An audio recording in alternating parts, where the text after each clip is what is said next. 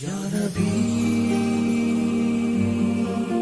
you were there when nothing.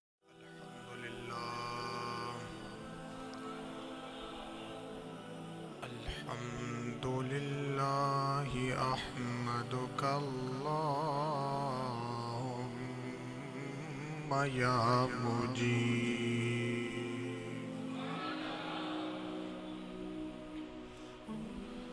يا مجيب كل سائل والصلاة والسلام على من هو أفضل الوسائل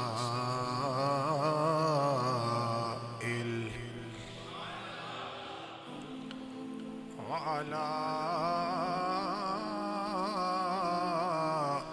آله وأصحابه ذوي الفضائل.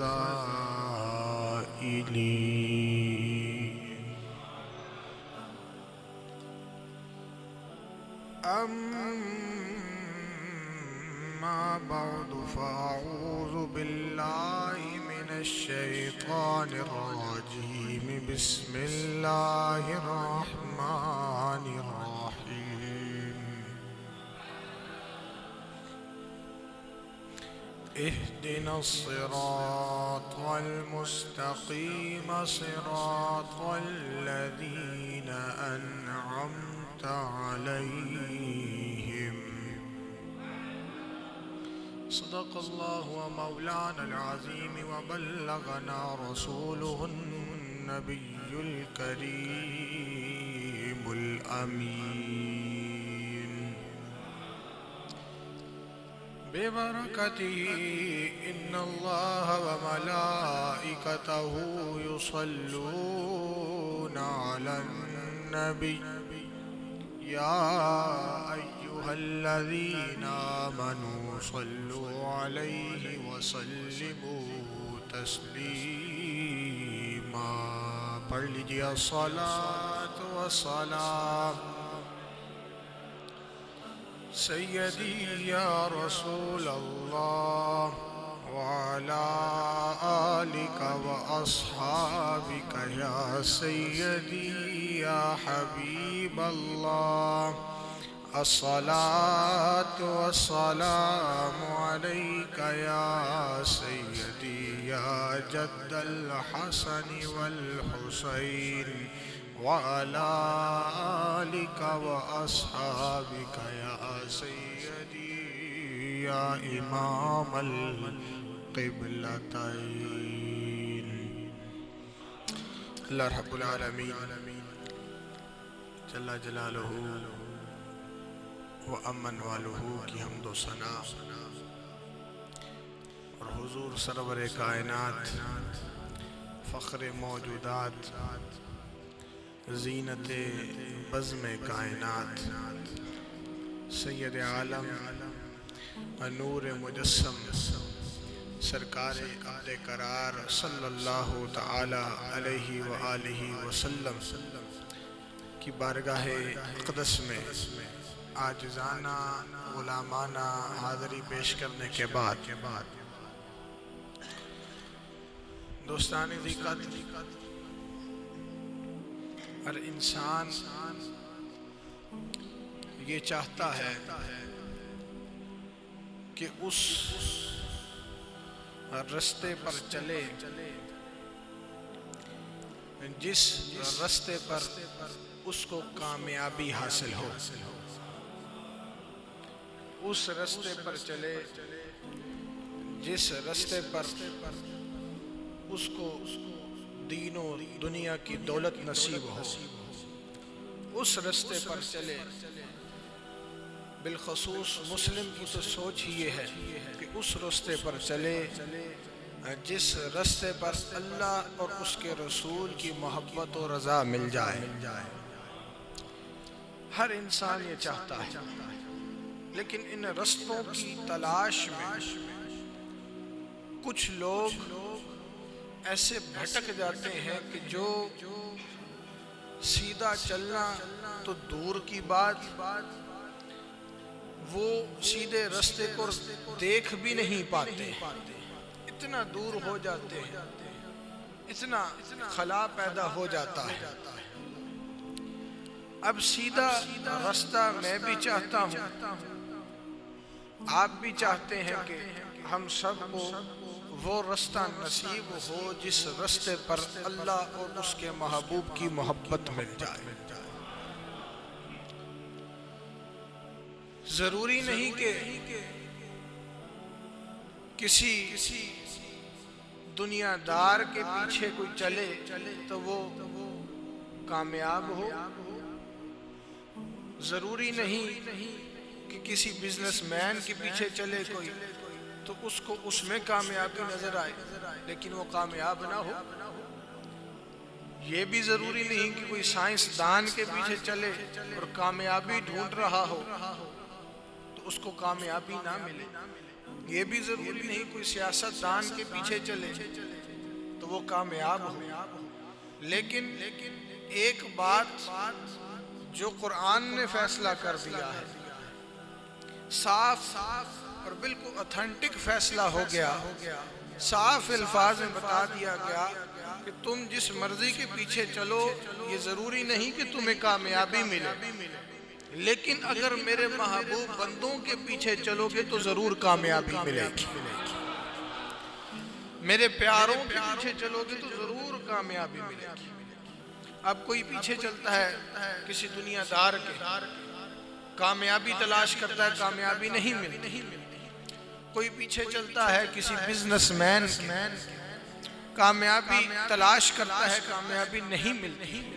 کوئی پیچھے چلتا ہے کسی سائنسدان کے، سیاستدان کے، کسی دنیا داری کے، کوئی بھی کام کے پیچھے دوڑ پڑتا ہے، کوئی کسی کاریگر کے پیچھے دوڑ پڑتا ہے تو کامیابی نہیں ملتی۔ اس لیے اگر تم کامیابی چاہتے ہو تو ان کے پیچھے چلو، ان کے پیچھے دوڑو جن کے پیچھے چلنے کا، جن کے ساتھ چلنے کا اللہ نے تمہیں حکم فرمایا، اور جس چیز کا حکم اللہ نے فرما دیا اس بات میں تو پھر کوئی دو رائے نہیں ہو سکتی، کوئی شک والی بات ہی نہیں۔ قرآن مجید فرقان حمید نے ارشاد فرمایا اہدنا الصراط المستقیم، یا رب العالمین چلا ہم کو سیدھے رستے پر۔ یہ ایک دعا ہے، یہ وہ دعا ہے جو آپ دن میں کئی مرتبہ کرتے ہیں، نماز میں کئی مرتبہ پڑھتے ہیں، ویسے پڑھتے ہیں۔ سورہ فاتحہ شریف کی یہ دو آیات ہیں، اہدنا الصراط المستقیم، چلا ہم کو سیدھے رستے پر، اور صراط الذین انعمت علیہم، ان لوگوں کے رستے پر جن پر اللہ تو نے انعام فرمایا ہے۔ اب یہ قرآنی آیات ہیں اور ان آیات میں دعا کا ایک طریقہ اللہ نے ہمیں سکھایا کہ جب مجھ سے مانگو تو یوں مانگو کہ ہمیں سیدھے رستے پر چلا، یوں مانگو ہمیں سیدھے رستے پر چلا، اور ساتھ یہ بھی کہو کہ ان لوگوں کے رستے پر جن پر مولا تو نے انعام فرمایا۔ اگر وسیلہ، واسطہ، نسبت، نام کی کوئی چیز نہ ہوتی تو شاید یہ دوسری آیت کا بھی نزول نہ ہوتا۔ صراط الذین انعمت علیہم یہ فرمان ربی جاری نہ ہوتا۔ کیوں جاری ہوا؟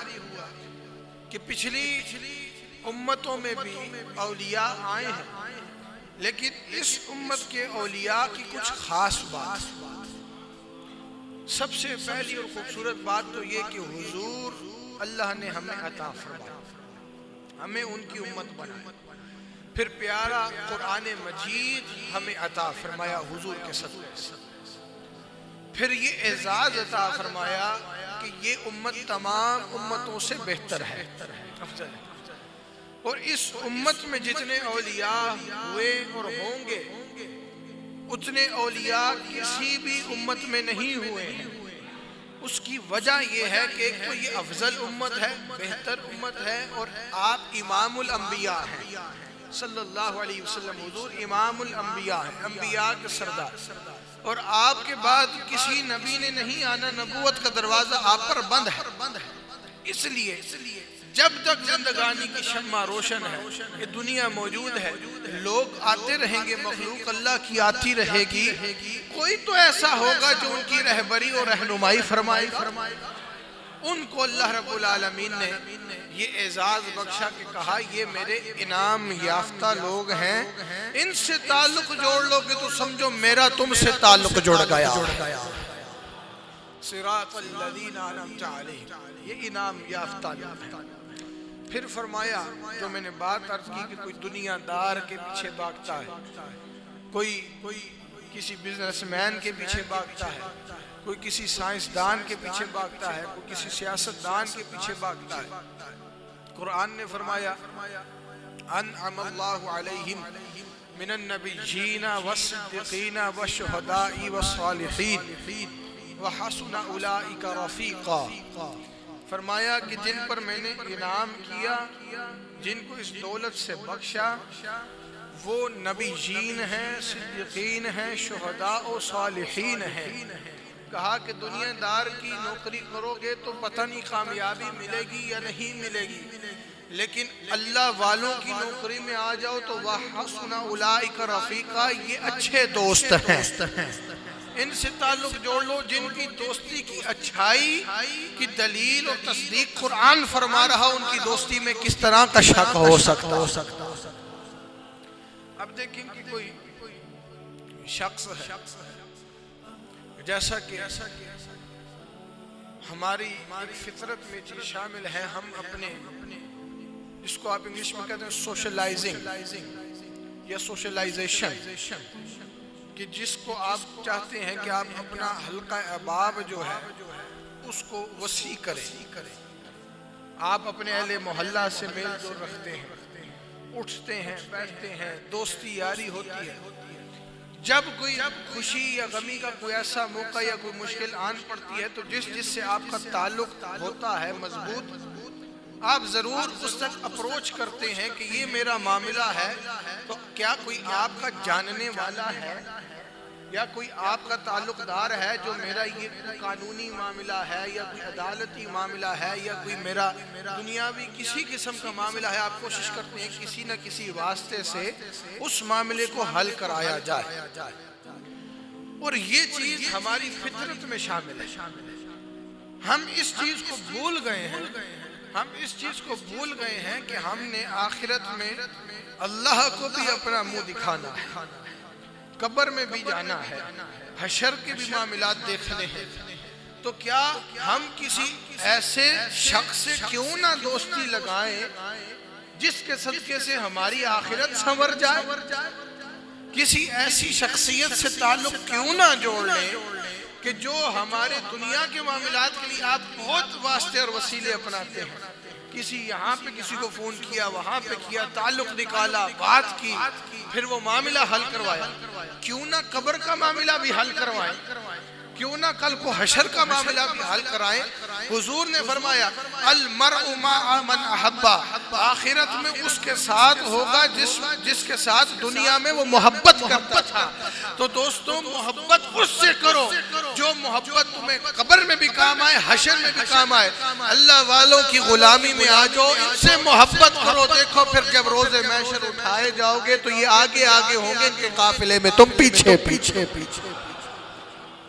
شاید لگتا ہے اللہ اللہ کیے جانے سے اللہ نہ ملے، اللہ اللہ کیے جانے سے اللہ نہ ملے، یہ اللہ والے ہیں جو اللہ سے ملا دیتے ہیں، یہ اللہ والے، یہ اللہ والے ہیں جو اللہ سے ملا، مل کے پڑھئے یہ جو اللہ والے ہیں جو اللہ سے ملا دے۔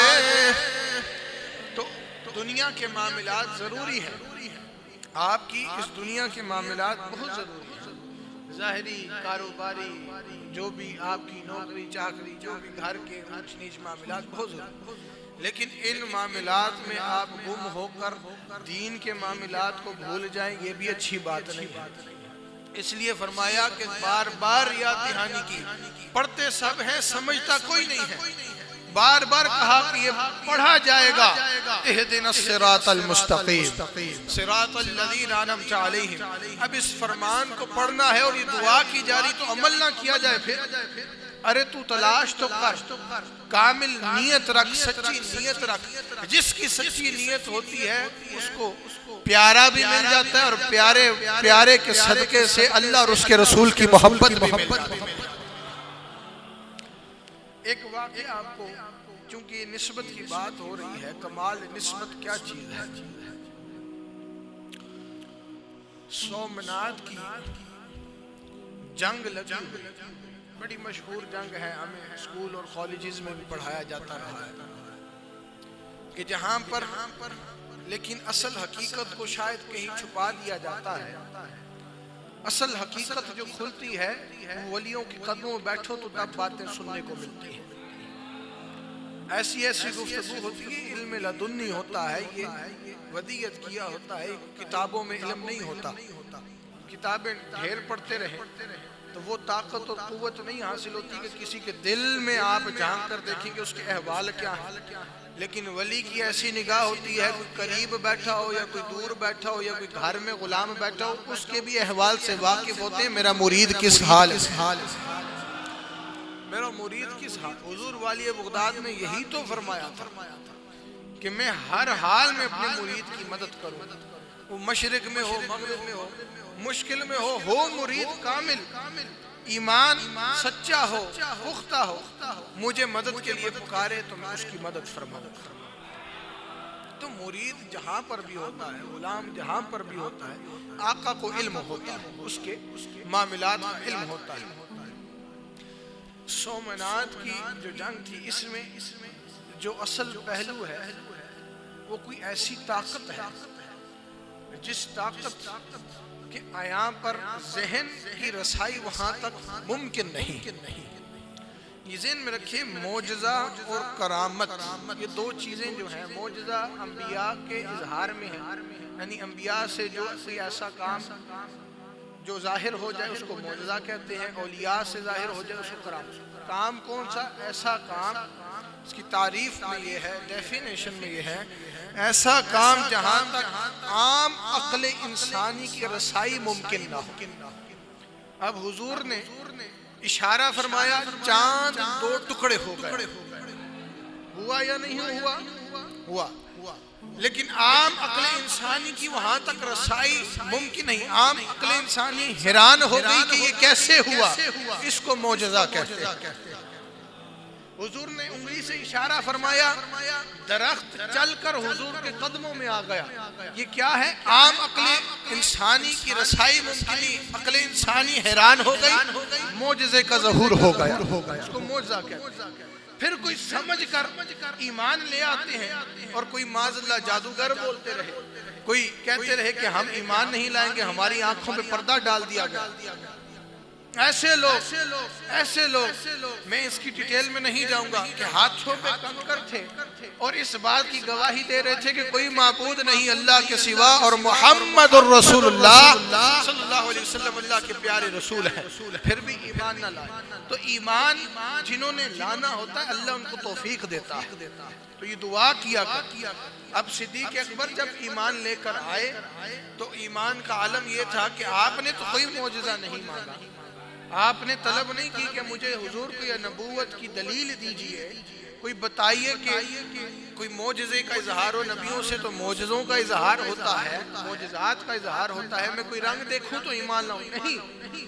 صرف حضور نے فرمایا کہ اے ابو بکر صدیق، میری نبوت کی دلیل وہ خواب ہے جو تو نے ملک شام میں دیکھا تھا۔ شام میں خواب دیکھا، حضور کو علم، صدیق اکبر نے پیشانی مصطفیٰ کو چوما اور ایمان لیا۔ تو جنہوں نے ایمان لانا ہوتا ہے ان کو اللہ توفیق عطا فرماتا ہے، ان کے ذہن کھل جاتے ہیں۔ جنہوں نے نہیں لانا ہوتا ان کی آنکھوں پر بھی پردے تو کانوں پر بھی پردے، وہ دیکھ کر بھی ایمان نہیں لا سکتے۔ تو سومنات کا جو منظر تھا، جنگ چھڑی اور معاملات کچھ ایسے تھے کہ کفار کا جو لشکر تھا، کافروں بڑی تعداد، بہت بڑی تعداد، کہ اسلحہ بھی زیادہ، طاقت بھی زیادہ، فوج بھی زیادہ، سواریاں بھی زیادہ۔ ان کے برعکس اگر مسلمانوں کی فوج کو دیکھا جائے تو بہت کم تعداد، اتنی سواریاں بھی نہیں، اتنا اسلحہ بھی نہیں ہے، اتنی پاور اور طاقت بھی نہیں ہے۔ اب کافر جو تھے وہ حاوی ہونا شروع ہو گئے۔ وہاں پر ایک مندر تھا جس کی وجہ سے جنگ چھڑی تھی، وہ حاوی ہونا شروع ہو گئے۔ اب یہاں پر شکست ہی شکست نظر آ رہی تھی، کہیں سے دور دور تک مسلمانوں کو فتح نظر نہیں آ رہی تھی۔ محمود غزنوی کا دور تھا اور آپ بادشاہ تھے، آپ کے اندر یہ پوری جنگ کے معاملات آپ کی فوج تھی۔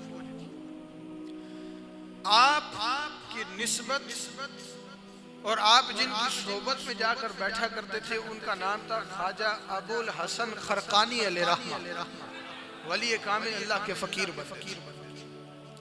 فقیر کی بارگاہ میں بیٹھنے کی بڑی برکتیں، فقیر کی بارگاہ میں جب بھی آؤ دل کو سنبھال کر آؤ اور محبت پیدا کر کے آؤ، جس نیت سے آؤ گے اس کا پھل پاؤ۔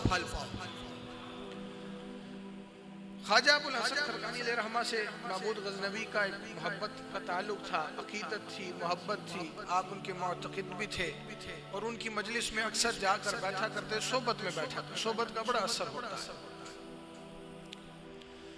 تو جب دور دور تک اب ظاہری طاقت بس کر گئی، فوج ایک ظاہری چیز ہے، اسلحہ ایک ظاہری چیز ہے، سواریاں ایک ظاہری چیز ہے، ان کے مقابلے میں ان کی فوج اب بس کر گئی۔ کمانڈر نے آ کے بتایا بادشاہ سلامت اب ہم ہار چکے ہیں، دور دور تک فتح نہیں، سومنات پہ ان کا قبضہ پختہ ہوتا جا رہا، مضبوط ہوتا جا رہا۔ آپ نے فرمایا اچھا۔ آپ اٹھے اور خواجہ ابو الحسن خرقانی علیہ رحمہ کی بارگاہ میں چلے گئے۔ جب دنیا کی طاقت بس کر جائے، جس طاقت کو تم تلاش کرتے ہو کہ میرا کوئی مشکل آن پڑے میں فلاں کو فون کروں گا، وہ سفارش لگاؤں گا، وہ سفارش، ارے دنیا کی جہاں پر طاقتیں بس کر جائیں، آؤ اللہ کے ولی کی بارگاہ میں پھر ان کی طاقت کا کمال دیکھو۔ اللہ کے ولی کی بارگاہ میں آؤ، ان کی طاقت کا کمال دیکھو کہ طاقت کا کمال کیا ہے۔ اس پہلو میں، اس ضمن میں اگر بہت ساری میں باتیں کر سکتا ہوں، وقت اجازت نہیں دیتا، بہت سارے ایسے واقعات ہیں جو ہمارے ایمان کو تازہ اور پختہ کر سکتے ہیں۔ آپ اٹھے، خواجہ ابو الحسن خرقانی علیہ رحمہ کی بارگاہ میں چلے گئے اور کہنے لگے حضور یہ معاملہ پیش آیا ہے، یہ مشکل ہے، ہماری فوج دب چکی ہے، شکست ہو رہی ہے، ان کا قبضہ مضبوط ہو رہا۔ آپ کا ایک پہنا ہوا جبہ مبارک، قمیض مبارک کہہ لیجئے، کندورہ مبارک کہہ لیجئے، جبہ مبارک کہہ لیجئے، آپ نے طے کیا ہوا پڑا تھا، آپ نے اٹھا کر محمود غزنوی کو دیا اور کہا کہ چلے جاؤ، جب بالکل تمہیں یہ نظر آ رہا ہو کہ اب کوئی چارہ باقی نہ رہ گیا تو مسلح بچھا لینا اور رب کی بارگاہ میں سربسجود ہو جانا، سجدہ ریز ہو جانا اور اس جبے کا وسیلہ اور واسطہ بارگاہ خدا بندی میں پیش کرنا، اللہ تمہاری مدد فرمائے، اللہ تمہاری مدد فرمائے۔ اب کیا ہوا کہ واپس آئے، جب کمانڈر نے بتایا کہ حضور اب تو بالکل ہی شکست ہو چکی ہے، اب کوئی چارہ باقی نہیں رہا، آپ نے کہا مجھے تنہا چھوڑ دو، دروازہ بند کیا، حجرے میں اکیلے مسلح بچھا لیا، جبے کو سامنے رکھا، رب کی بارگاہ میں سجدہ ریز ہو گئے، یا رب العالمین میرے دامن میں کوئی نیک عمل نہیں ہے، لیکن تیرے ولی کا استعمال کیا ہوا کپڑا میرے پاس ہے، اس کپڑے کا وسیلہ اور واسطہ تیری بارگاہ میں پیش کرتا ہوں، مولا مسلمانوں کی مدد فرما۔ یہ جب دعا فرمائی، جب یہ دعا فرمائی تو ابھی دعا کر ہی رہے تھے، کچھ لمحات گزرے تھے، کچھ منٹ گزرے تھے کہ دروازے پہ دستک ہوتی ہے، دروازہ کھولتے ہیں، وہ کمانڈر جو پہلے شکست کی خبر سنا کر گیا وہی دوبارہ کھڑا ہے، کہنے لگا بادشاہ سلامت، ہمیں سمجھ نہیں آ رہی، جہاں دور دور تک فتح نظر نہیں آ رہی تھی، اب فتح نے مسلمانوں کے قدموں کو بوسے دے کر چوم لیا۔ دور دور تک فتح نظر، ہمیں نہیں پتا چلا کہ کہاں سے مدد آئی، کوئی غیبی مدد تھی، کیا معاملہ تھا۔ تو پھر آپ نے بتایا کہ یہ معاملہ تھا کہ ولی کامل کی ذات کو ایک طرف رکھیں، ان کی استعمال کی ہوئی کوئی کپڑا ہو، کوئی تبرک ہو، کوئی چیز ہو، اس کی طاقت دیکھیے کہ اس کی شان وسیلہ رب کی بارگاہ میں پیش کریں، اللہ آپ کی پھر بھی مدد فرماتا۔ اللہ رب العالمین آپ کی پھر بھی مدد فرماتا۔ تو جو لوگ اس راستے پر چلتے ہیں، دنیا کی طاقتوں کو، یہ طاقتیں ادھر ہی رہ جانی ہیں، ان کو بھی ساتھ لے کر آپ چلیں۔ آپ کے معاملات ہیں کاروباری، بزنس کے، گھریلو معاملات ہوتے ہیں، لیکن ان کی وجہ سے دین کو نہ چھوڑیں، شریعت کو نہ چھوڑیں۔ اللہ والوں سے پیار کریں، اللہ والوں کی بارگاہ میں اپنے مسئلے مسائل عرض کیا کریں، ان سے طلب کیا کریں۔ ولی کا ایک معنی عطا کرنے والا بھی ہے کہ ولی کی بارگاہ میں آؤ تو یہ تمہیں اللہ کا کرم اور اللہ کی رحمت ان کے صدقے سے تمہیں عطا کی جاتی ہے۔ ولی کا ایک معنی بچانے والا بھی ہے، جب تم مشکل میں پڑو آؤ ولی کی بارگاہ میں، ولی تمہیں بچاتا ہے۔ ولی کا ایک معنی بخشش کرانے والا بھی ہے، اس کی لغت آپ اٹھا کر دیکھیں، جب مشکل پڑے تو ان کے پاس، جب قبر میں مشکل پڑے گی، غوث اعظم کا مرید جب قبر میں گیا تو غوث اعظم کے نام کی برکت سے اس کا بیڑا پار ہوا۔ تو بخشش کرانے والا بھی ہے۔ ولی کے بہت سارے معنی نکلتے ہیں، ہمیں سمجھنے کی ضرورت ہے۔ تو ولی کی بارگاہ میں آیا کریں، مرشد سے محبت کا اظہار کیا کریں، ان سے طلب کیا کریں، ان کا ادب کیا کریں، ان سے محبت و عقیدت کا اظہار کیا کریں۔ پھر دیکھیں آپ کے معاملات دنیا کے بھی، دین کے بھی اور آخرت کے بھی معاملات کس طرح حل ہوتے ہیں۔ اللہ رب العالمین سے دعا ہے ہم سب کی آج کی اس حاضری کو اللہ رب العالمین اپنی بارگاہ میں قبول فرمائے۔ اعلان سماعت فرما لیجئے کہ انشاءاللہ العزیز 11 نومبر بروز جمعۃ المبارک دربار غوثیہ غوث آباد شریف میں انشاءاللہ محفل 11ویں شریف کو منعقد کیا جائے گا۔ 11 نومبر بروز جمعۃ المبارک یاد رکھیے گا، دربار عالی مقام پہ 11ویں شریف کی محفل پاک ہوگی۔ اور دوسرا بڑا اہم اعلان کہ ہر سال کی طرح اس سال بھی عظیم الشان سالانہ عرس پاک حضور سلطان الاولیاء بدر الاولیاء پیر سید لال حسین بادشاہ گیلانی رحمت اللہ تعالی علیہ سجایا جا رہا ہے۔ دربار عالیہ غوثیہ قادریہ سندر شریف لاہور۔ تو تاریخ جو ہے وہ 18، 19 اور 20 نومبر ہے۔ 18، 19 اور 20 نومبر یاد رکھیے گا، جمعہ ہفتہ اتوار 3 دن انشاءاللہ عرس پاک کی تقریبات حضور دادا پیر و مرشد کے دربار پہ لاہور سندر شریف انشاءاللہ انعقاد پذیر ہوں گی۔